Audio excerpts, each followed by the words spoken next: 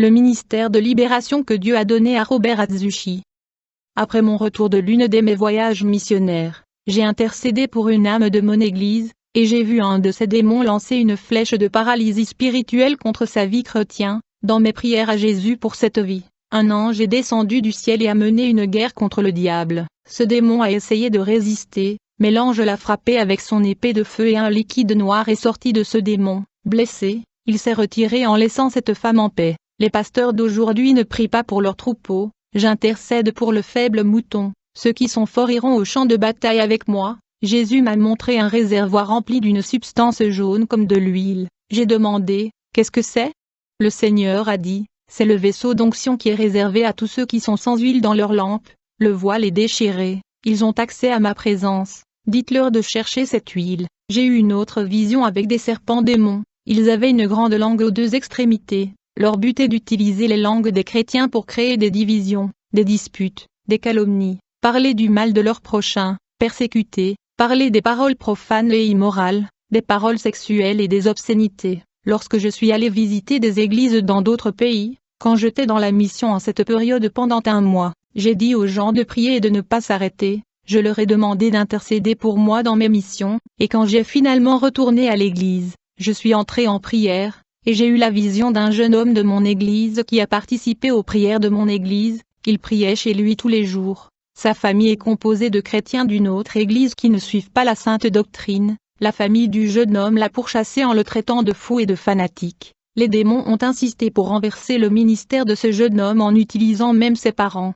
Il n'a pas pu résister à la pression de la famille et s'est détourné. S'il résistait, les démons le fuiraient. Je me souviens d'un ouvrier de mon église, après que j'ai intercédé pour elle, l'ange du Seigneur s'est battu pour sa vie, faisant fuir le démon. Aujourd'hui elle est ferme et prie fort chez elle. Un autre diable a déchiré sa maison pour la empêcher de prier. Mais ses prières a brûlé le démon qui a sauté hors de sa maison. Ce démon était armé spirituellement, mais il n'avait pas la force de la détruire. Cette ouvrière est dans la sainteté et la flamme de l'amour est allumée dans son cœur. Elle aime Jésus et a tout renoncé pour lui. Regardez son rapport. Mon nom est Evic et je suis devenu ouvrier dans l'église du pasteur Robert. Lors de ma première visite, une femme a commencé à parler en langue pendant 5 minutes. Elle a passé un message du ciel. Mais personne n'a compris jusqu'à ce que le pasteur Robert traduise les messages dans notre langue. Le message qu'il a traduit était magnifique et impressionnant. À ce moment-là, j'ai décidé de me rassembler chez le pasteur Robert. J'ai commencé à beaucoup prier, et j'ai eu une vision dans laquelle j'observais une légion de démons, préparant une place en enfer pour le pasteur Robert. Ils ont quand même l'espoir qu'ils gagneront son âme. Je lui ai transmis la vision. J'ai reçu une révélation de Dieu avant que la travailleuse Evic ne transmette la vision qu'elle avait. Le Seigneur a dit, faites attention, les démons dressent divers pièges pour vous renverser. Je suis allé visiter une église où Dieu m'a dit de le faire, et il y avait une femme qui souffrait du cœur et prenait des médicaments, mais rien de bon ne se passait pour elle. J'ai prié pour elle, et j'ai eu une vision dans laquelle un sorcier faisant un travail de magie avec des épingles. Cette femme sentait une douleur dans le cœur. Et elle n'est tout simplement pas morte parce qu'elle était une chrétienne obéissante, mais elle n'aimait pas prier car elle trouve là pour la prière la brûlée difficile comme un sacrifice. À cause de cela, elle a perdu la couverture spirituelle et a été touchée directement par l'attaque du magicien. J'ai prié pour elle et j'ai vu des épingles spirituelles qui la transperçaient de l'intérieur par la bouche. Elle a été libérée de l'oppression perverse. Le pasteur de l'église où elle se réunit prêche la sainteté, mais le peuple ne voulait pas quitter le péché. Il a dit que les membres ont dit qu'ils n'avaient pas assez de force pour abandonner le péché. Il m'a invité à faire une campagne de libération dans son église. J'ai accepté de faire, mais pour la gloire de Dieu, pas la mienne. Je ne veux pas utiliser les dons que Dieu m'a donnés pour usurper sa gloire. Je ne veux pas être divinisé parce que je ne suis qu'un pot usagé entre les mains du potier. Le premier jour de la campagne, j'ai prié avec force. J'ai vu des démons cachés à l'intérieur des gens. Ils ne voulaient pas se manifester. Mais ils ne résistaient pas au feu du Saint-Esprit, ils ont été forcés de manifester et de révéler leurs plans. Le deuxième jour de la campagne, j'ai vu plusieurs anges à côté des ouvriers. Ils étaient assis à côté de ses frères. Quand je suis descendu de l'autel et que j'ai approché ces anges, j'ai ressenti une fausse onction émanant de ces êtres. Une énergie négative est sortie de ces anges et est entrée dans les corps des frères. Ils se retournèrent et rigolèrent de manière incontrôlable. Cette énergie jaune semblait être le feu de l'Esprit Saint qui circulait dans l'église. Cette énergie émanait des anges et tentait de pénétrer en moi. mais échouait parce que j'avais le sceau du Saint-Esprit qui la bloquait. Jésus m'a permis de ressentir la sensation de cette énergie qui ressemble beaucoup à l'onction du Saint-Esprit. Cette énergie peut tromper les gens en leur faisant croire que c'est l'onction du Saint-Esprit. Si vous n'avez pas le Saint-Esprit, vous pouvez être enveloppé et dominé par cette énergie. Si vous êtes dans le péché et qu'une force entre en vous, soyez prudent. Si vous cédez à cette énergie, ne soyez pas surpris si vous finissez par sauter, tourner en rond et rire de manière incontrôlable. Quand cette fausse onction arrive, elle peut dominer la personne et lui faire perdre le contrôle. Je donne toujours des conseils aux chrétiens qui sont dans le péché. Reprends et reprimande le feu étrange qui essaie de te posséder, et demande à Dieu de ne pas le laisser entrer. De toute façon, le Saint-Esprit ne vous utilisera pas si vous vivez dans le péché. D'abord, il vous faut vous repentir, et ensuite vous allez subir un processus de libération, purification et transformation que j'ai traversé. Plus vous êtes dans le péché, plus votre libération sera lente. Si vous êtes dans le péché et pensez que le Saint-Esprit veut vous utiliser, arrêtez, c'est hors de propos. Vous pouvez être en danger parce que c'est un diable de tromperie qui veut vous utiliser. Ces démons savaient que j'allais mener une campagne dans l'église, alors ils sont venus déguisés en anges. Ils se sont transfigurés en anges de lumière et ont réussi à me tromper parce que je les voyais comme des anges. Ils ont trompé mon don de vision en créant une fausse illusion d'optique, mais mon don de discernement était capable de différencier l'énergie qui provenait de leur corps. Ceux qui ont expérimenté l'onction du Saint-Esprit savent régulièrement que celle-ci est unique et sans égale, même s'il s'agit d'une imitation d'onction. Un chrétien perspicace et expérimenté sera capable de faire la différence car il connaît l'onction originelle de Dieu, qui possède une essence sans égale. Je suis comme une épouse qui a épousé Dieu. Je connais le contact de mon mari et j'estime qu'il est différent des autres contacts. Je connais aussi sa présence, et je peux distinguer son onction d'un faux, parce que chaque jour, je le prie et je sens cette onction de Dieu. En voyant ces faux anges à côté des frères, j'ai levé la main vers eux et non vers le peuple, et j'ai dit à ces faux anges qui étaient des démons, cela ne sert à rien si vous vous déguisez en ange de Dieu. Ils n'ont pas résisté à l'autorité que Dieu m'a donnée. Soudainement, j'ai vu que les coquilles extérieures qui les avaient camouflés commençaient à se détacher de corps de ces faux anges, et leur véritable identité avait été révélée. Ces coquilles qui sont tombées de leur corps étaient leur déguisement. Je pouvais voir que ces faux anges étaient laids et moches, ressemblant à des monstres que les gens regardent dans les films d'horreur. Ils étaient fâchés que leurs vraies apparences aient été révélées. Ils ne voulaient pas être vus. Comme j'ai le don de la vue spirituelle, les démons ont su qu'ils seraient vus dans le monde des esprits, et pour me tromper, ils sont venus déguisés en anges de lumière pour cacher leur véritable nature de mes visions. S'il n'y avait pas eu ma vision spirituelle et mon discernement, je n'aurais jamais su que ces anges sont vraiment des démons. Pendant un moment, ils m'ont trompé. Grâce au don de discernement des esprits, j'ai pu connaître la source de ce pouvoir. J'ai chassé ces 8 démons qui ont essayé de me tromper. Ils trompaient depuis longtemps les gens de cette église. Ils sont terribles. Ne sous-estimez pas leur force. Ô église, cette église avait quelqu'un avec le don de discernement et elle était favorisée à cette époque. C'est à cela que sert ce don. Dans le combat spirituel, les démons adoptent une tactique rusée et usent de leur ruse pour tromper même ceux qui sont très spirituels et qui appartiennent à Dieu. Ils se camouflent en déguisement pour pénétrer dans les territoires chrétiens. Les élus ne sont pas exempts de tromperie. Il est nécessaire d'être rempli de l'huile du Saint-Esprit et de la température spirituelle ardente, pour que ces démons trompeurs fuient de la maison de prière. Notre sœur Agnès, une employée de l'église, qui est la vase le plus utilisé dans cette église, a aussi le don de la vision spirituelle. Voici son récit. Je suis la diaconesse Agnès et j'ai toujours vu ces anges se promener dans l'église, ce qui a rendu mon cœur heureux. Quand je les ai approchés, ils ont fini par me sourire. Un de ces anges a touché mes seins.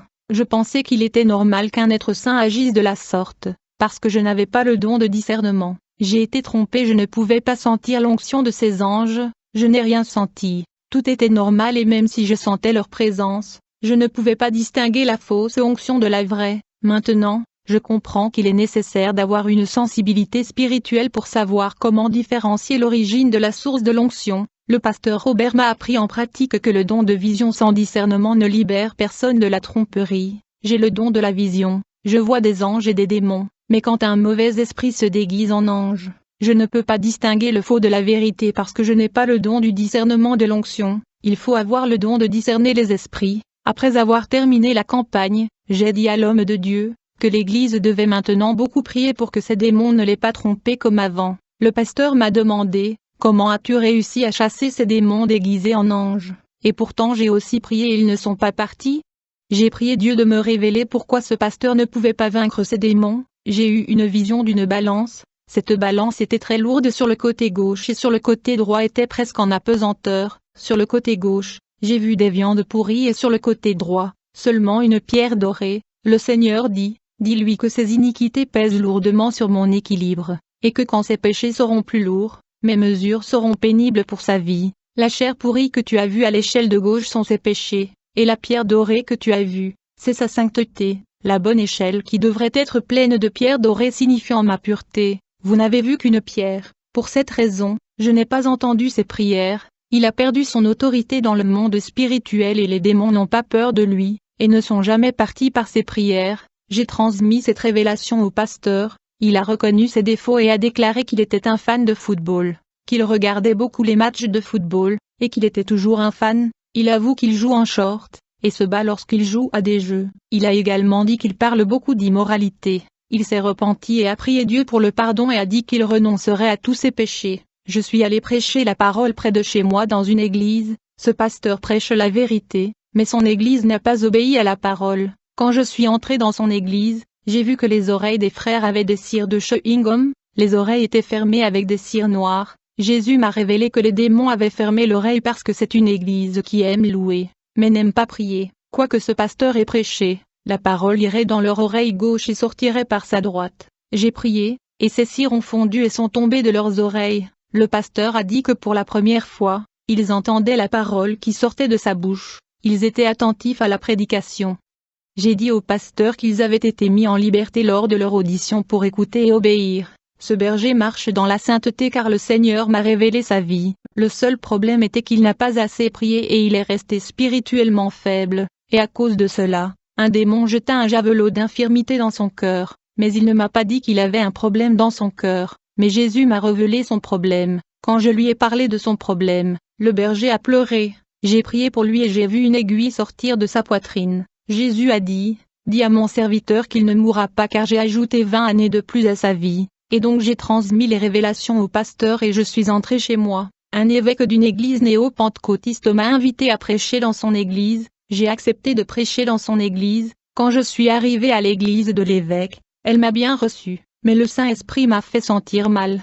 Cette femme portait une robe sexy montrant la forme de son corps et portant un rouge à lèvres. J'ai prêché dans l'église et à la fin du service, l'évêque chassait les démons. Elle a crié à haute voix et s'est magnifiée par son autorité. Elle a marché avec classe, montrant ses hauts talons, et avec son cou plein de jolis colliers de perles. Cela prouve qu'elle vivait de l'argent de l'église. J'ai remercié cette femme de m'avoir invité à prêcher à son église. Le Saint-Esprit m'a fait pleurer quand j'ai vu la situation de cet évêque et comment elle était trompée. Et je ne veux pas juger cette femme qui m'a donné l'honneur de prêcher dans son église. J'ai vu les démons se moquer d'elle et ne pas quitter les personnes pour lesquelles elle avait prié lorsqu'elle les avait expulsées. Les démons ont prétendu être réduits au silence pour tromper les gens qu'ils ont été expulsés et chassés. Les personnes possédées se sont manifestées, provoquant la crainte et le choc du public, puis se sont calmées, et pendant un moment, les manifestations ont cessé et le peuple diabolisé est redevenu calme, mais j'ai vu que les démons étaient toujours à l'intérieur de ces personnes, ils ont cessé de paraître pour que tous pensent qu'ils étaient partis. L'évêque m'a appelé et m'a dit de ne pas partir, elle m'a demandé de prier pour elle. L'évêque m'a dit qu'il y avait un très grand vide dans sa poitrine. J'ai prié pour elle en mettant ma main sur sa tête. Un terrible démon s'est manifesté et a dit, « Son âme est à moi, je l'habite, je l'ai trompée, et je l'ai utilisée comme je le veux. Je l'utilise dans la guérison, la prophétie et les révélations. Je l'utilise pour deviner la vie des gens. Vous n'allez pas ruiner mon plan. » Quand le diable a dit ces choses, je l'ai réprimandé et l'ai expulsé de sa vie. Toute l'église n'a pas cru à cet événement parce qu'il pensait qu'elle n'avait pas de démon. Elle a été libérée et soulagée après sa libération. Je lui ai dit, tu chassais des démons qui ne laissaient jamais les gens diaboliser. Tu ne pouvais pas les libérer, car toi-même, tu n'étais pas libre. Jésus m'a révélé toute la vie de cette femme. Elle a regardé des films pornographiques pour apprendre certaines choses parce qu'elle voulait faire plaisir à son mari. Elle a commis des actes sexuels abominables, se comportant comme une prostituée,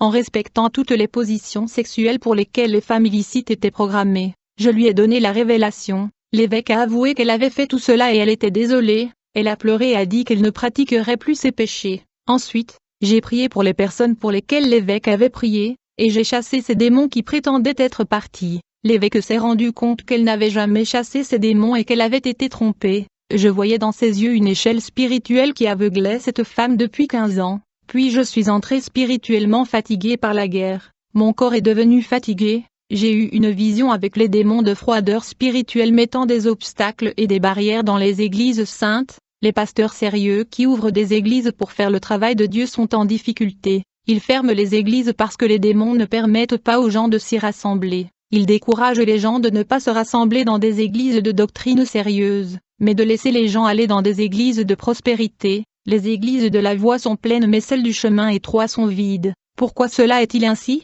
Les démons de froideur spirituelle empêchent les gens de rester dans les églises saintes, et beaucoup ferment parce qu'ils n'ont pas assez de dîmes et d'offrandes pour soutenir le travail. Mais seules les églises ouvertes à Dieu continueront de l'être car elles continueront à mener un combat spirituel. Ceux qui ont été ouverts sans la direction du Saint-Esprit, même s'ils prêchaient la sainteté, finiront par fermer parce qu'ils ne mènent pas assez de combats spirituels contre les démons assignés à leur encontre. La paix de Jésus à toutes les églises qui m'entendent. Que la grâce du Saint-Esprit se répande dans toutes les vies qui m'écoutent. Amen. J'ai une exhortation à adresser les pasteurs qui ont bien commencé le travail et qui laissent le péché. Certains d'entre vous ne donnent pas position à ce que Dieu a préparé et formé pour le travail, mais donnent du travail à ceux qui vous idolâtrent. Dans les institutions religieuses charnelles, les démons opèrent librement avec leurs agendas diaboliques et leurs stratagèmes rusés. Beaucoup de ces églises ont voulu détruire mon ministère avec de fausses calomnies et de scandales. Beaucoup de bergers voient le péché de leurs troupeaux, mais ils ne le dénoncent pas.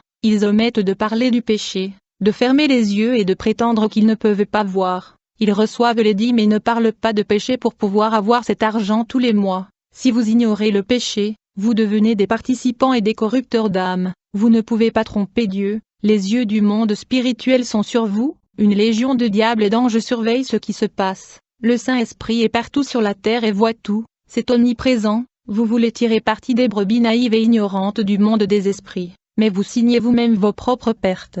Les pasteurs qui détestent la convoitise creusent leur tombeau en enfer lorsqu'ils prennent possession de ce qui n'est pas à eux et permettent au péché de régner. Dans leur congrégation, vous permettez aux pécheurs de prêcher à l'autel. Ils financent les faux prophètes avec l'argent du peuple qui prêche dans leurs églises. Ils financent les faux chanteurs avec les offrandes de la maison de Dieu. Les faux lévites bénéficient grandement des comptes bancaires des églises. Vos bergers donnent des emplois aux ouvriers dans le péché et ne sont pas qualifiés par Dieu, tout en méprisant ceux qui sont formés et qualifiés par Dieu. Vous ne gardez pas la doctrine pure et non souillée et vous corrompez la connaissance de la vérité en enseignant des mensonges. Vous facilitez l'entrée de fausses doctrines dans l'Église, vous apportez des nouvelles d'un évangile illusoire et sans épines, vous ne pratiquez pas la vraie doctrine. Alors vous péchez et offensez la sainteté de Dieu.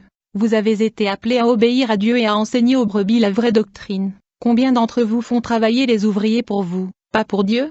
En tant que pasteur, vous n'avez servi que vos intérêts égoïstes dans les œuvres et non les intérêts du propriétaire de l'œuvre, qui est Jésus. Beaucoup d'entre vous n'ont pas été oints comme des bergers élevés par Dieu. Vous n'êtes pas autorisés à fonder des églises sans recevoir la formation de Dieu. Si vous ne vivez pas pour endoctriner les âmes dans des vérités pures et non souillées de la parole de Dieu, vous devrez faire face à de graves conséquences. Lorsque vous vous présenterez devant le Seigneur Jésus et que vous ne pourrez pas sauver votre troupeau, Jésus dira ceci: je ne vous ai pas envoyé église ouverte. Vous vouliez assumer la responsabilité de ces âmes. Maintenant, je demanderai le sang de leurs âmes entre les mains. Jésus m'a révélé plusieurs églises qui n'enseignent pas le chemin de la vérité. Ce sont des églises célèbres devenues riches en millionnaires. Certains sont très anciens et ont commencé par prêcher avec ferveur le véritable et saint évangile. Au cours des dernières années, ils ont commencé à être corrompus par des doctrines menteuses. Les anciennes églises servaient Dieu et gagnaient beaucoup d'âmes. Les gens qui sont morts dans les temps anciens quand on leur a appris la vérité sont au paradis. Ces mêmes églises contribuent maintenant au royaume des ténèbres. Combien meurent-ils après avoir menti et descendu en enfer? D'autres églises ont été fondées sur des mensonges, des hérésies et de fausses doctrines par leurs faux fondateurs. Ces églises ont envoyé de nombreux membres en enfer pendant plusieurs années. Toutes ces églises sont dans le mensonge et ne prêchent pas la correction et la sainteté. Certains fondateurs de ces églises qui ont prêché les plaisirs de la chair sont déjà en enfer. Tout le mal que ces bergers ont fait est consigné dans le livre de condamnation qui sera utilisé contre eux. Le jour, la date, l'heure, le mois, l'année et le lieu où ils ont pratiqué leurs abominations sont marqués. Jésus ne m'a pas permis de prononcer le nom de ces églises qui figurent sur la liste des confessions reprochées par lui. Combien de personnes ont déjà perdu leur vie éternelle et leur récompense à cause des faux enseignements de ces bergers? Beaucoup d'âmes sont endoctrinées dans de fausses doctrines et perdent les couronnes de la vie éternelle. J'avais la vision que leurs âmes sont sombres et leurs vêtements tachés. Quelle âme sera délivrée d'une bouche qui ne dit pas la vérité? Ces pasteurs n'ont aucune compétence dans le travail, n'ont pas reçu l'autorité de Jésus et ne sont pas leurs serviteurs légitimes. Combien de jeunes meurent d'avance pour ne pas avoir été libérés et délivrés du péché et de l'esclavage? Beaucoup de jeunes sont possédés par les démons des jeux. Jeunes gens, repentez-vous de vos péchés et Dieu annulera votre condamnation et abrogera la sentence éternelle qui vous est reprochée. Travailleurs, Dieu dit, ayez la courtoisie, la bonne volonté et soyez vigilants et consacrés à l'œuvre de Dieu, soyez saints. Ne pas maltraiter les malfaiteurs et ne pas offenser les âmes même si elles sont viles et abominables. Ne traitez pas l'œuvre de Dieu comme une affaire légère. Ne l'abandonnez pas et ne négligez pas de vous en occuper. Apprenez à discipliner votre corps en doctrine. Le travail que Jésus a acheté avec son sang, les pasteurs ne doivent pas être négligents pour le détruire. Les anges supervisent toutes les églises saintes et fausses pour le jour du jugement. Tout est écrit dans un livre et rien ne passe inaperçu devant les yeux des anges. Ils notent tout ce qui est mauvais ou bon dans la maison de prière, ils sont témoins de nos péchés et de notre sainteté, eux et la présence du Saint-Esprit se détournent lorsque nous péchons, donc, vous devez faire attention à votre vie. L'ange voit tout ce que vous faites bien ou mal à la maison ou au travail. Les démons accusateurs notent également les péchés. Si vous vivez sournoisement dans la prostitution, puis que vous prêchez et louez à l'église, l'ange et les démons vous surveillent, et dans le jugement dernier, ils témoigneront en tant que témoins de vos bonnes et de vos mauvaises actions. La parole punira les pasteurs qui utilisent des tactiques psychologiques pour tirer avantage des gens. La parole punira les voleurs des trésors de la maison de Dieu. Toute église qui se lève contre une sainte église subira des conséquences spirituelles. Dieu permettra aux légions de les opprimer de se repentir. Sachez qu'aucun péché ne passera inaperçu aux yeux de Dieu. Les couronnes de la vie éternelle seront enlevées à tous ceux qui se lèveront contre le travail sacré. Les noms seront rayés du livre de vie. Certains bergers sont morts en pratiquant le vol sans avoir eu le temps de se repentir. Autres bergers, Dieu a déjà habilité les démons moissonneurs à prendre leur âme. Il y a des péchés pervers que Dieu ne laisse pas continuer. Beaucoup de faux bergers ont touché les petits enfants de Dieu et vont en enfer. Le moment de reconnaître vos fautes et de vous sanctifier est maintenant. Pasteur, vous avez une chance de vous débarrasser de vos actes. Utilisez tout l'argent au profit des âmes et investissez dans l'œuvre de Dieu. Achetez des maisons pour ceux qui n'en ont pas et de la nourriture pour ceux qui en ont besoin. En recevant ces révélations, le Saint-Esprit a pleuré en moi. Je pouvais ressentir la même douleur qu'il ressent. C'est quelque chose de terrible qui brise de l'intérieur des personnes vraies et saintes. C'est inexplicable. Je ne peux pas décrire la douleur. C'est si profond et fort. Les bergers envoient des âmes en enfer et le Saint-Esprit agira en le voyant se produire. L'œuvre de Dieu est en train d'être détruite par les faux bergers. Combien de champs de moutons sont manquants? Vous, pasteurs, commettez les mêmes péchés que d'autres pasteurs qui sont déjà décédés. Ne savez-vous pas que le travail ne vous appartient pas, mais il y a une autorité qui dépasse de loin vos responsabilités? Vous traitez le travail avec négligence et encouragez la divergence par rapport à la vraie et sainte doctrine. Vous êtes si imprudents que vos péchés s'accumulent devant Dieu. Vous savez quoi faire en tant que pasteur, chaque poste enseigne quoi faire. Après cette révélation, j'ai marqué un jour de vigile avec l'Église. Le Saint-Esprit a eu un impact sur la nuit de notre veillée, en atteignant des personnes qui ne font pas partie de notre ministère. J'ai eu une vision avec plusieurs loups noirs aux yeux rouges qui rôdaient autour de l'Église. Une voix a dit, « Ce sont les démons canins. » Ces démons sont entrés dans l'Église avec un air de bêtes féroces. Quand ils se sont approchés de nous, ils sont devenus doux, sans action et sans calme. Ces démons à quatre pattes étaient immobiles et toujours près de nous. Je me suis souvenu du passage de Daniel dans la fosse aux lions où ils ne l'avaient pas touché, mais ils avaient brisé les méchants. J'ai eu une vision des démons marchant avec les loups dans la chaîne qui sont les mêmes que ceux qui ont essayé de nous attaquer. Les démons, quand ils ont vu les gens dans la rue, ont libéré les loups qui ont attaqué les gens de la ville. Quelle est la fonction de ces loups-garous? Ces démons loups-garous sautent sur la gorge des gens pour les tuer en étouffant. De nombreuses personnes meurent des suites d'un arrêt cardiaque ou respiratoire, ainsi que d'un accident vasculaire cérébral. Leurs griffes acérées tuent les gens lorsque leurs ongles pénètrent dans le crâne ou étranglent le cœur de la poitrine. Ils attaquent la tête, le cœur et le cou. Une fois que le chrétien aura quitté la foi en s'éloignant du sentier de la vérité, les démons auront la force de récolter sa vie. Cette nuit-là, les diaboliques loups ont fui notre église et beaucoup d'âmes faibles ont été renforcées. J'ai vu des morceaux de chair en décomposition sortant de leurs âmes. Ce sont des choses spirituelles, des forteresses maléfiques dans leur vie. Une voix a dit, ces âmes ont un cancer à l'intérieur, ce qui est pire qu'un cancer de la chair. Tout catholique qui a marché dans notre église, Dieu l'a honoré en lui donnant la délivrance et la bénédiction. Après cette veillée, l'onction nous a suivis partout où nous sommes allés. Les prisonniers et captifs emprisonnés ont été brisés, les laissant ainsi libres, hommes et femmes, dans notre église. Nous ne sommes pas influencés par les livres des vendeurs de mots et nous ne suivons pas la théologie de l'homme. Le Saint-Esprit nous enseigne et nous rejetons toutes les brochures d'autres églises. Les églises où la sainteté est enseignée sont contrôlées par le Saint-Esprit et sont toutes liées à lui. Les églises qui sont subordonnées à Dieu gagnent des guerres. Les églises vêtues de l'armure de Dieu nées de la parole sont victorieuses. Ces églises étaient dans le cœur et les rêves de Dieu étant fondés, c'est le désir de Dieu de voir plus d'églises comme celle-ci. Ces églises qui se soumettent à vivre la parole reçoivent l'autorité conférée par Dieu sur les ténèbres qui règnent sur la terre. Ces églises ont le droit d'hériter de la vie éternelle en faisant la volonté de Dieu. Beaucoup d'âmes vont en enfer en adorant leurs bergers qui sont utilisés par Dieu. Ils ne glorifient pas Dieu pour l'utilisation de leurs bergers, mais ils idolâtrent l'homme et non pas Dieu qui travaillait tous en tous. Je ne veux pas des privilèges d'homme, car ma récompense est déjà gagnée. Je veux juste servir le peuple aussi longtemps que je vivrai.